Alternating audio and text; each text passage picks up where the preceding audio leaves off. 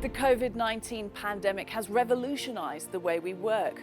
With teams and talent working remotely and from all corners of the globe, employers have had to change the way they manage everything to do with the workforce, including managing finances. Brex's mission is to empower employees anywhere to make better financial decisions. I'm Rosanna Lockwood and I'm in Davos, where I sat down with the company's co-CEO and co-founder to find out how they're doing this.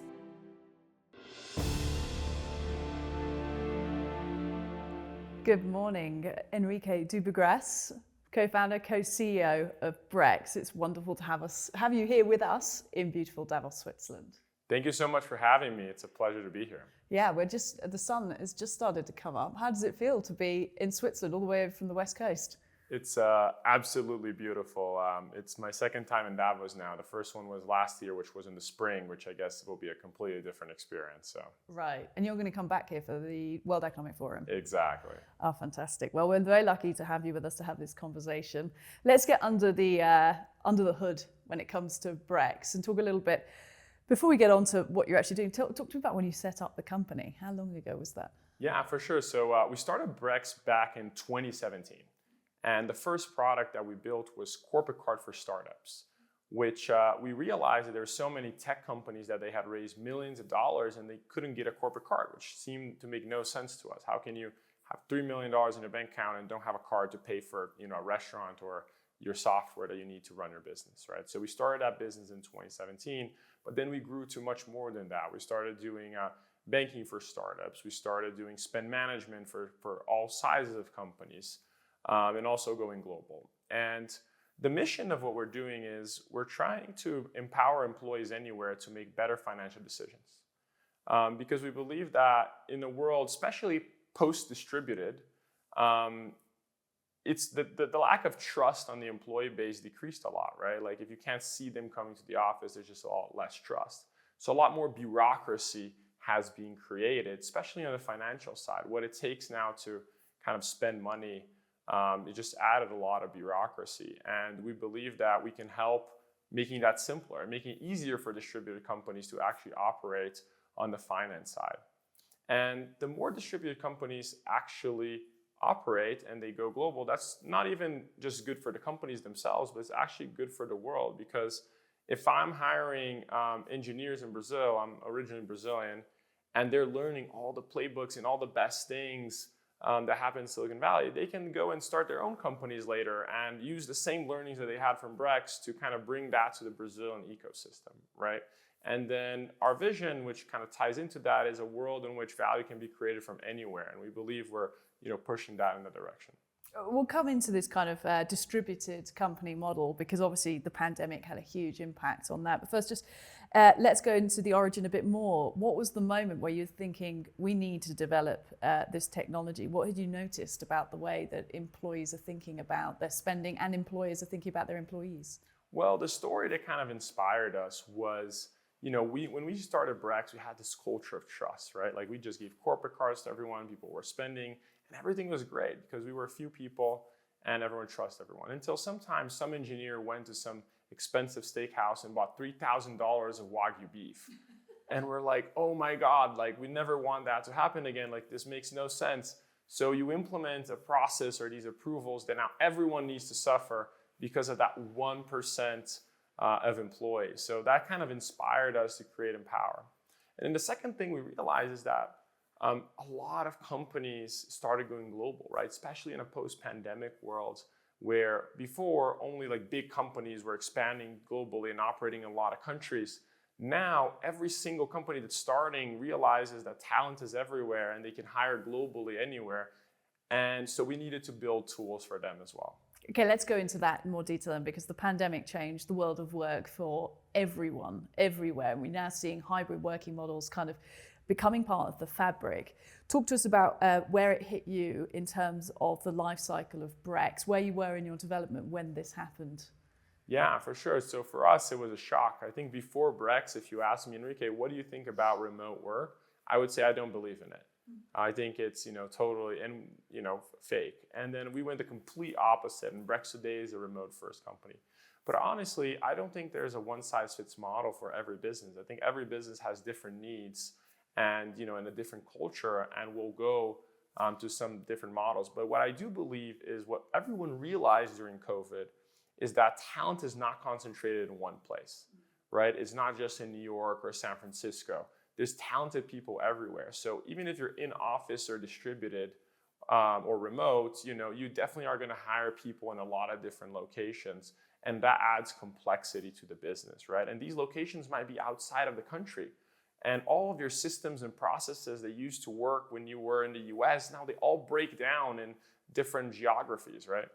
Those are the complexities, the challenges, as you said there, to monitor management processes, to monitor spend, which is where Brex comes in. But what about some of the benefits? You just touched on it there, but having access to all that talent all around the world, it must be better.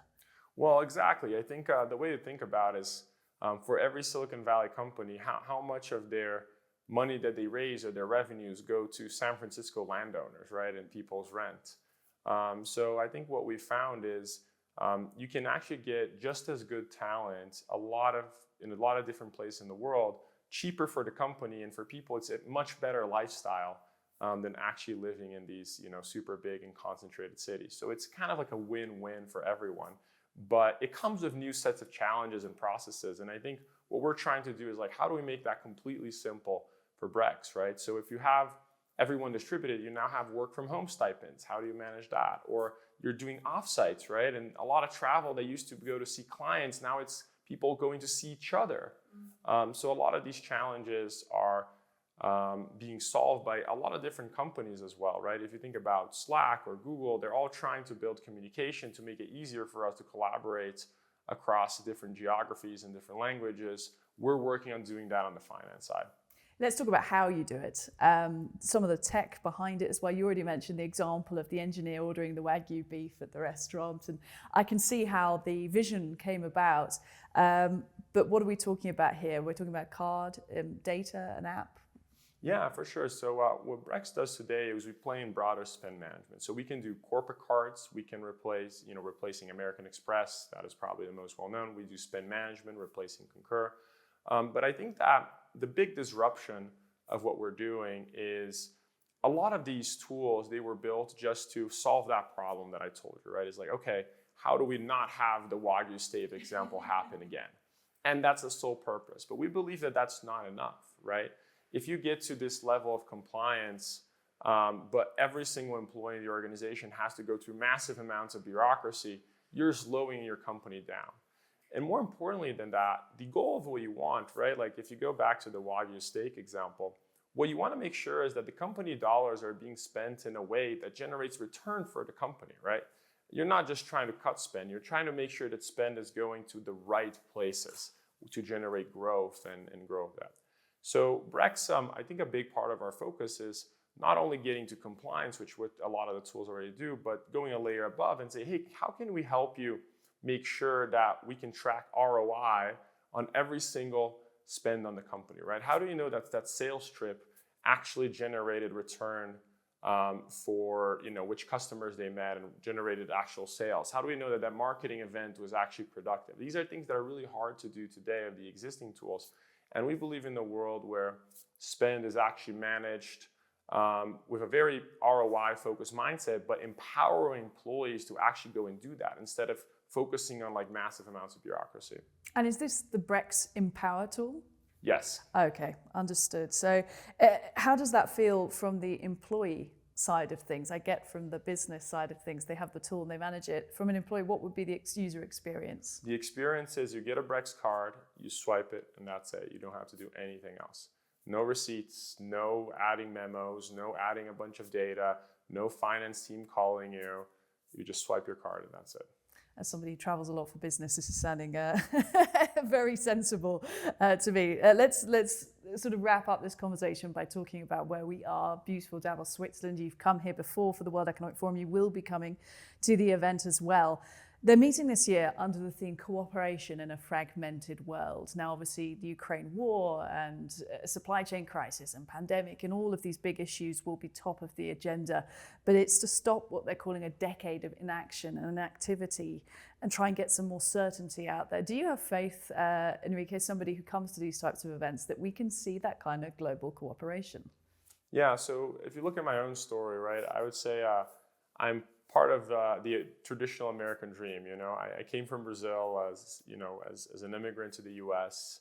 For college. I dropped out. I started my business, and I think that the reason that I came to the U.S. was because I realized that if I wanted to be around, I'm in tech, right? So I wanted to be around the best tech companies and all the people doing interesting things. I needed to be there, right? Like Silicon Valley was a location. And I think we're now changing to Silicon Valley being an idea. So tying that back to Davos, right? One of the big things I thought is this concept of deglobalization, right? Of everyone kind of like protecting for geopolitical risk and trying to do their own laws and their own kind of processes to secure their own countries. And I think, even though that may be happening in the supply chain, I see the complete opposite thing happening on the kind of like desk work or information economy now, where people get to work everywhere and share the knowledge and share the playbooks everywhere. So you can be in Brazil, India, London, and still be learning everything and getting the best practices from the industries that you work all over the world, right? So I think that there is something we need to come together and say, we want to share that knowledge around the world. We want to be able to create value from wherever we are in the world. Enrique Dubagras, co-founder, co-CEO of Brex. It's been fantastic talking to you, hearing more about the company. We wish you all the best with your travels around Switzerland in coming days. Thank you so much for having me.